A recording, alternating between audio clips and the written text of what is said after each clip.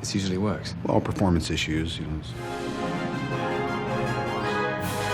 From the people who brought you 25 times Marvel actors went totally off script comes the next exciting installment in the series. 15 more times Marvel actors went totally off script. We couldn't think of a more imaginative title. Anyway, let's get started. Oh, good. Yeah, come on. I think you're gonna like this.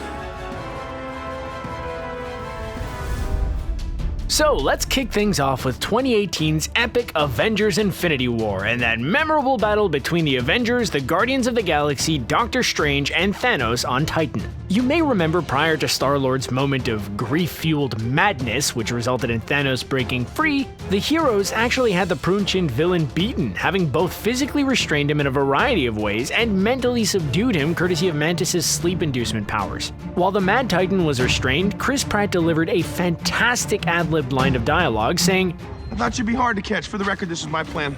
It's just a shame that he immediately followed that by, quite literally, dooming the universe with his reckless behavior. Another Avengers Infinity War example now. After Chris Hemsworth's Thor arrived with Stormbreaker, there was a scene in which Chris Evans' Captain America and the God of Thunder encountered each other for the first time in a few years following Thor's exploits in space. And framed upon the backdrop of the intense fight, the two Avengers exchanged pleasantries regarding each other's new looks. Your haircut? Notice you've copied my beard. And believe it or not, the whole thing was totally off the cuff and it somehow made it into the final version of the movie. Moving temporarily away from the Marvel Cinematic Universe, we come to 2016's Deadpool movie. Oh, hello. In the movie, Ryan Reynolds' Merc with a Mouth had a driver called Dopinder, who was played by Karan Soni. The two characters shared let's call it an awkward conversation in Dopinder's car when the chauffeur revealed that he had kidnapped his love rival Bundu and trapped him in the trunk.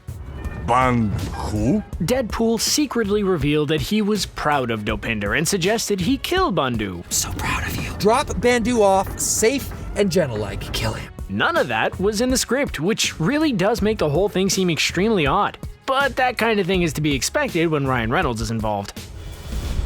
Well, back to the MCU now, and we come to Winston Duke's incredibly popular M'Baku. M'Baku has now appeared in 3 movies: 2017's Black Panther, 2018's Avengers Infinity War, and 2019's Avengers Endgame. And he's become quite well known for his various animalistic shouts, especially during negotiations.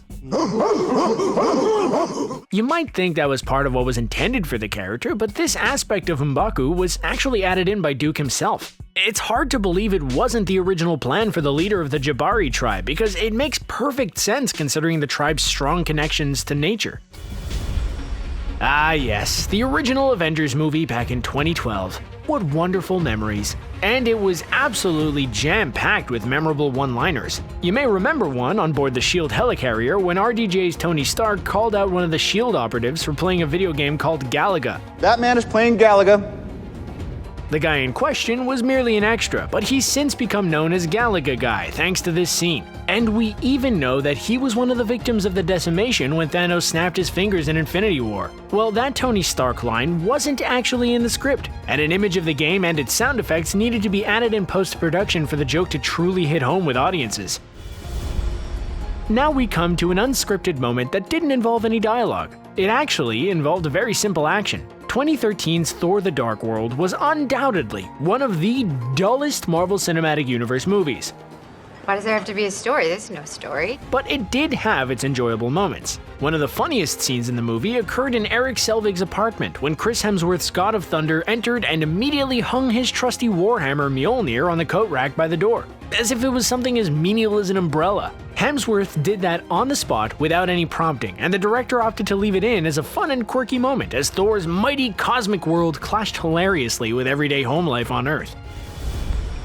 In 2016's Doctor Strange movie, some of the best scenes involve the titular mystical hero's own sentient magic cape, the Cloak of Levitation. In one scene, it attempted to comfort Strange by dabbing at his cheeks in order to wipe away his tears after he'd witnessed the death of his mentor, Tilda Swinton's Ancient One. While Strange wasn't exactly overjoyed when the tear wiping took place on screen, going so far as to tell the cloak, Stop. It was actually Benedict Cumberbatch's idea to include it. Now, this moment obviously wasn't improvised. It'd be pretty hard to improvise a scene involving something that was done by a CGI mystical cloak after all, but it wasn't part of the original script, and the British actor suggested it be added. Moving swiftly away from the Marvel Cinematic Universe once again for a brief moment, we come to Sony's 2012 offering, The Amazing Spider-Man, the movie in which Andrew Garfield's web-slinger went up against Rhys Ifans' Lizard. The cast of the movie were strongly encouraged to ad-lib as much as possible by director Mark Webb.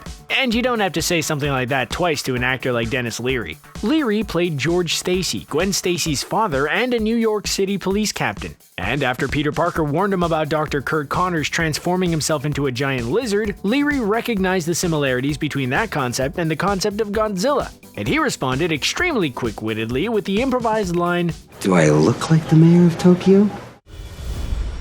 Looking back through the history of the Marvel Cinematic Universe, it's probably fair to say one of the main scenes that set the wheels in motion for the entire future of the Avengers came at the end of 2008's The Incredible Hulk. You may remember, William Hurt's General Ross was sat drinking and smoking in a bar when RDJ's Tony Stark approached him to discuss the putting together of a team. Now, in hindsight, it doesn't make much sense, since Stark wasn't even part of the team who put the Avengers together. We've made some mistakes along the way, some very recently. In fact, S.H.I.E.L.D. didn't even want him involved originally, but that's not the point here. The point is that the whole scene was actually done on the spot without a script to follow. You always wear such nice suits. Touche. Hurt and RDJ just ad-libbed the entire thing. During the filming of 2014's Guardians of the Galaxy, James Gunn allowed Chris Pratt to ad-lib quite a bit in his role as Star-Lord. Because, well, Pratt's very, very good at it. I once ate a Twix with the wrapper on it, and I've never seen the wrapper come out. In fact, the line of his that was arguably the funniest was spoken on the spot without the aid of a script. It came in the scene when Star-Lord's new teammates were on board his ship for the first time, and Gamora commented on how filthy it was. Star-Lord replied by saying, If I had a black light, the place would look like a Jackson Pollock painting. If you're not already aware, Pollock was an American painter who was famous for his technique of splashing paint onto the canvas, and Star-Lord was referring to his bodily fluids being all over his ship. 2015's Avengers Age of Ultron opened with the titular heroes storming the last remaining Hydra stronghold in Sokovia, and having overcome the soldiers defending it, Tony Stark and Steve Rogers were able to go inside. Language. After utilizing the talents of Jarvis to scan the room, Stark's faithful AI was able to detect a wall reinforced with steel and an air current coming from it, prompting the genius billionaire playboy philanthropist and brownie to check it out. Please be a secret door. Please be a secret door. Please be a secret door. Yay. And all that dialogue was improvised by Robert Downey Jr. on the spot. Without a doubt, one of the coolest sequences in Avengers Infinity War occurred in that final battle in Wakanda, and one of the coolest visuals of that battle was just before the fighting itself got underway, when all the Wakandan tribes came together with the Avengers on the battlefield. As the Outriders started pouring in through the giant dome force field, and just prior to the army of heroes charging at them, Chadwick Boseman's T'Challa shouted, "Wakanda forever!" But Wakanda Forever wasn't actually originally part of the script, and was in fact a line conjured up by all of the cast, and not just Boseman. 2017's Thor Ragnarok saw a very different God of Thunder to the one we'd seen previously in the Marvel Cinematic Universe, as director Taika Waititi gave Chris Hemsworth a license to play with his comedic abilities. Gone was the Shakespearean Thor, directed by Kenneth Branagh, and the bland Thor, directed by Alan Taylor. This Thor had a lot of funny moments. One such moment saw Thor reminiscing about childhood memories of Tom Hiddleston's God of Mischief, in very humorous fashion. He transformed himself into a snake, and he knows that I love snakes, and he transformed back into himself, and he was like, "Yeah, it's me!" And he stabbed me. Apparently, this was only one of 6 different stories that Hemsworth made up on the spot for that scene, but it was ultimately the one they chose to go with for the final movie. Another!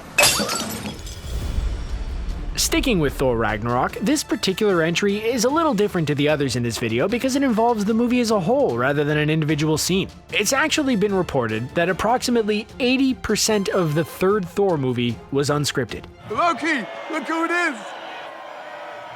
We enjoyed it anyway, and it makes the movie seem all the more impressive in hindsight. Then again, with a talented cast that included the likes of Chris Hemsworth, Tom Hiddleston, Mark Ruffalo, Tessa Thompson, Jeff Goldblum, Cate Blanchett, Anthony Hopkins, Idris Elba, Carl Urban, Zachary Levi, Ray Stevenson, Rachel House, Benedict Cumberbatch, and Taika Waititi. My name is Korg. I'm kind of like the leader in here.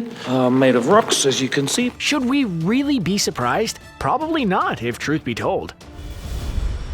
In 2017's SpiderMan Homecoming, in a scene aboard the Staten Island ferry, Tom Holland's Peter Parker captured Mac Gargan, but Michael Keaton's Adrian Toomes escaped his clutches and a malfunctioning weapon tore the ferry in half. Tony Stark subsequently helped Parker save the ferry's frightened passengers, but ended up taking away his Spider-Man suit as a result of his recklessness. When they were discussing what had just transpired, Parker tried to correct Stark about his age when Stark mistakenly said he was 14, which resulted in RDJ coming out with the line, No, this is where you zip it. All right, the adult is talking.